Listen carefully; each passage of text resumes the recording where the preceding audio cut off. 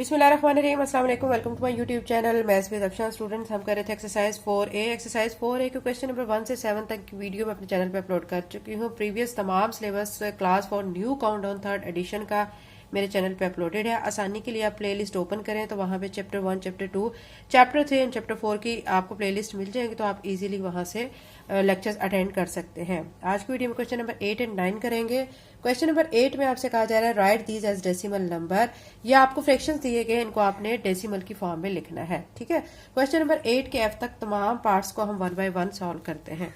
Exercise 4A का question number 8 बच्चों हम सॉल्व कर रहे हैं। हमें जो A पार्ट में गिवन है वो है 10 होल 1 बाय 10। याद रखिए, जब भी आपने इसको क्या करना है, डेसिमल में कन्वर्ट करना है, तो जो होल में फॉर्म में नंबर दिया होगा उसको आप इस नंबर को ऐसे लिख देंगे। लेकिन आपने चेंज किसको करना है, इसको आपने कंसीडर नहीं करना है। इस नंबर को आपने देखना है और इसके मुताबिक क्वेश्चन को सॉल्व करना है। ठीक है, अब देखें, इसको छोड़ दें। डिनोमिनेटर में देखें एक 0 दिया गया है, इसका मतलब है आपने डेसिमल को 1 डिजिट के बाद मूव करना है। तो यानी 1 के बाद आ जाएगा, ये 1 है, इसके बाद यहाँ पे डेसिमल आ जाएगा। ठीक है, तो सिंपल सा आपने सिर्फ इसमें इतना सा काम करना है। ठीक है, लेकिन ये डेसिमल को मूव करना ही समझने वाली चीज है। बहुत से बच्चे इसमें कंफ्यूज हो जाते हैं कि डेसिमल को कैसे मूव करना है, कितने डिजिट के बाद मूव करना है। असल चीज तो यही समझने वाली है। तो वीडियो को आप बच्चों अच्छी तरह पूरा देखा करें। जब आप पूरी वीडियो देखते हैं तो आपके तमाम कॉन्सेप्ट क्लियर हो जाते हैं। मजीद ये कि बच्चों, अगर कहीं से आपको कुछ समझ नहीं आता तो वीडियो को बैक जरूर किया करें, क्योंकि जब आप रिवर्स करके फिर से देखते हैं तो फिर जो चीज आपको समझ नहीं आ रही होती वो आपको फिर दोबारा से अच्छी तरह समझ आ जाती है। अब देखिए 4 बाय 10, इसमें अब आपने क्या करना है कि इसको डेसिमल की फॉर्म में लिखने के लिए आप देखें डिनोमिनेटर में आपको 10 दिया गया है, मतलब आपका 1 के बाद एक 0 है। आपने क्या करना है, डेसिमल को एक डिजिट के बाद मूव करना है। ठीक है, मतलब ये 4 है, यहाँ पे डेसिमल आ गया। अब इधर कोई नंबर नहीं है, जब स्टार्ट में कुछ भी नंबर नहीं होता तो हम 0 खुद से लगा देते हैं। ये चीज भी याद रखें आप। ठीक है, तो ये हमारा इस पार्ट का आंसर आ चुका है। सी पार्ट देखें 15 होल 3 बाय 10। इसमें अब आपने क्या करना है, इसको भी इसी तरह अटेम्प्ट करना है। आपने 15 को ऐसे लिख देना है और 3 बाय 10 को आपने 15 को छोड़ के 3 बाय 10 को देखना है। डिनोमिनेटर में 10 है, इट्स मीन के ये एक 0 है 1 के साथ।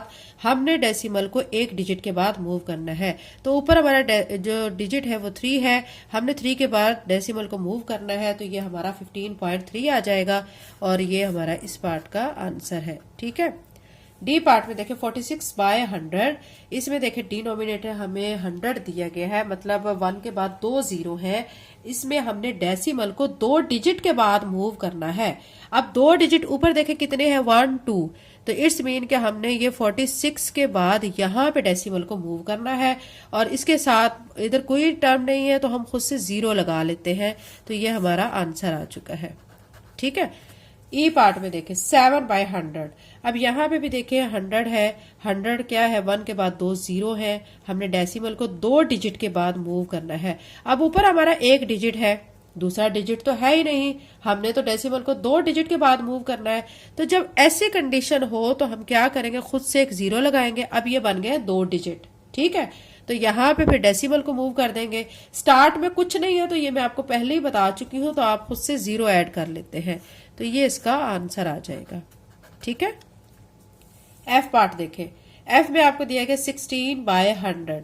इसमें भी आपने देखना है, नीचे 100 है, 100 मतलब 1 के बाद 2 0 है। डेसिमल को आपने 2 डिजिट्स के बाद मूव करना है। तो अब 16 आप लिख के, ठीक है, देखें ये 1 और 2 ये 2 डिजिट है, तो यहाँ पे डेसिमल को मूव कर लें और साथ में देखें यहाँ पे स्टार्ट में कुछ भी नहीं है तो 0 खुद से लगाएं। तो ये हमारा इस पार्ट का आंसर आ चुका है। ठीक है, क्वेश्चन नंबर 9 की तरफ अब हम चलते हैं। इसमें हमें क्या कहा गया, राइट दीज एज फ्रैक्शन। अब आपको ये डेसिमल में दिए गए हैं, ठीक है, आपने इनको दोबारा से फ्रैक्शन की फॉर्म में लाना है। क्वेश्चन 8 का ये रिवर्स है। क्वेश्चन 8 में आपको फ्रैक्शन दी गई थी तो आपने डेसिमल की फॉर्म में से कन्वर्ट किया था।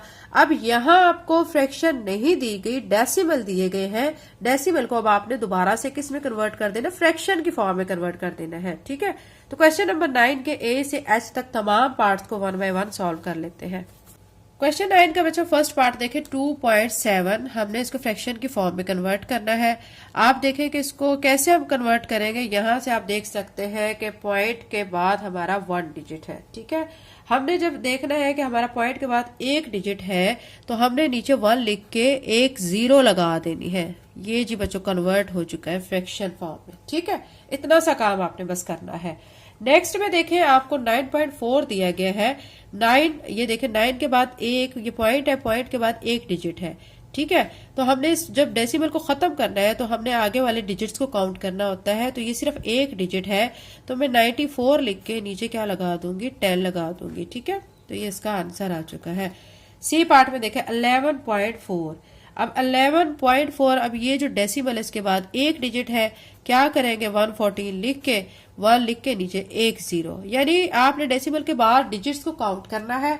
जितने डिजिट होंगे नीचे 1 लिख के उतनी जीरोस आपने लगानी है। अगर एक डिजिट है तो नीचे एक 0 लगाएंगे 1 के बाद। अगर ऊपर डेसिमल के बाद 2 डिजिट है तो 1 के बाद आप नीचे 2 0 लगाएंगे। ऐसे आपने इसको सॉल्व करना है। ठीक है, ये सी पार्ट हो गया, बाकी पार्ट्स भी करते हैं। अब इसका डी पार्ट देखें 0.15 दिया गया है, इसको भी हमने फ्रैक्शन फॉर्म में कन्वर्ट करना है। अब स्टार्ट में 0 हो तो उसकी कोई अहमियत नहीं, हम उसको नहीं लिखेंगे। डेसिमल के बाद आप देखें कितने डिजिट है, 2 डिजिट है, 1 लिख के मैं 2 0 लगा दूंगी और ऊपर हमारा 15 ऐसे ही आ जाएगा। ठीक है, ये इसका आंसर आ चुका है। अब नेक्स्ट में देखें कि हमें क्या दिया गया 0.067। इसमें भी अब आपने देखना है ये डेसिमल है, डेसिमल के बाद 1 2 3 डिजिट है। ठीक है, तो अब ये जो इस तरफ वाली जीरोस है ना बच्चों, ये कोई अहमियत नहीं रखती, तो हम इन 0 को नहीं लिखेंगे। तो जस्ट हम लिखेंगे 67 और नीचे 1 लिख के, चूंकि डेसिमल के बाद 1 2 3 डिजिट है तो मैं नीचे 3 0 लगा दूंगी। ठीक है, नेक्स्ट में एफ में देखें 0.10।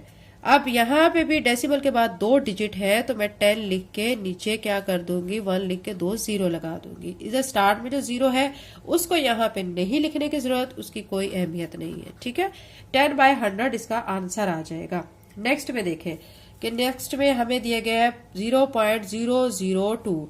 अब देखें यहाँ पे जो डेसिमल है इसके बाद 1 2 3 डिजिट्स है तो मैं यहाँ पे 2 लिख के नीचे 1 लिख के 3 0 लगा दूंगी। ठीक है, और आप सोच रहे होंगे कि ये 3 0 कहाँ गए। ये 3 0 इस साइड पे जब होती हैं तो उनकी कोई अहमियत नहीं, उनको लिखने की जरूरत नहीं होती। ठीक है, अगर ये तीनों 0 इस साइड पे होती तो फिर हम उनको लिखते क्योंकि फिर उनकी अहमियत होती है, लेकिन बट इस साइड पे जो जीरोस है उनकी कोई अहमियत नहीं है।